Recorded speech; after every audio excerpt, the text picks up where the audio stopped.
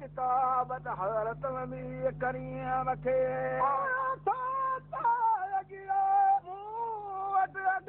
मौल जी कमी मूल कोमर मोटी खे मैसरो साले वतन ते कद तकड़त जी लापो खणी खत खलील जो मारी ते चढ़े हज़रत ख़ुदैद तुल कुबरार हुयो चवे रूह में मुसाफ़िर पुरी से किया सुख सुतार किनो नहीं जानिया रातो सलवात हज़रत नबी करीम दे अल्लाहुम्मा सल्लि व सल्लिम अलैहि के दुरूदा खुदा दे ईमान